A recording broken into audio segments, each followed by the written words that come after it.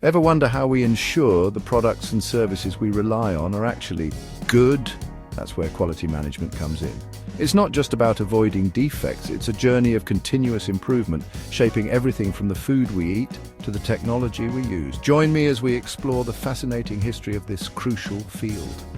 The concept of quality isn't new. In pre-industrial times, quality was deeply personal, tied to the skill and reputation of individual craftspeople. The guild system, prevalent in the Middle Ages, played a vital role. Masters trained apprentices, upholding standards and ensuring consistent quality within their trade. Think of a blacksmith meticulously forging a sword. Their pride and the guild's reputation were on the line. The Industrial Revolution brought about a seismic shift. Mass production became the norm, prioritizing quantity over individual craftsmanship. This era saw the emergence of formal inspection. The focus was on identifying and removing defective products after they were made. Think of early automobiles. Inspectors would check for flaws at the end of the assembly line. While necessary, this detect and correct approach was often costly and inefficient. The early 20th century saw the rise of scientific management, pioneered by figures like Frederick Winslow Taylor. While controversial, it brought a focus on efficiency and standardization.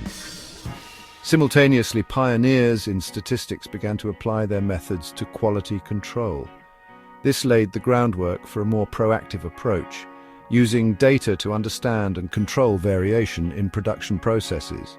World War II placed immense pressure on manufacturing, demanding consistent quality and reliability in military equipment.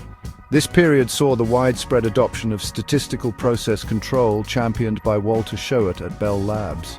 SPC used statistical methods to monitor and control processes in real time, preventing defects rather than just detecting them.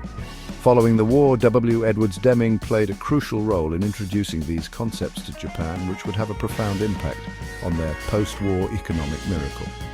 In post-war Japan, Deming and Joseph M. Juran found fertile ground for their quality philosophies. They emphasized a holistic approach, focusing on continuous improvement, involving all levels of the organization, and understanding customer needs. Concepts like the Plan-Do-Check-Act cycle and the importance of top management commitment took root, transforming Japanese industries into global quality leaders. The success of Japanese industries spurred a global interest in their quality management approaches. This led to the emergence of total quality management in the 1980s, emphasizing a customer-centric approach and the involvement of everyone in the pursuit of quality. Simultaneously, the International Organization for Standardization developed its 9000 series, providing a framework for quality management systems that could be adopted by organizations worldwide, facilitating international trade and ensuring consistent standards. Today, quality management continues to evolve. Methodologies like Lean, focusing on eliminating waste, and Six Sigma, aiming for near-perfect processes, have become prominent.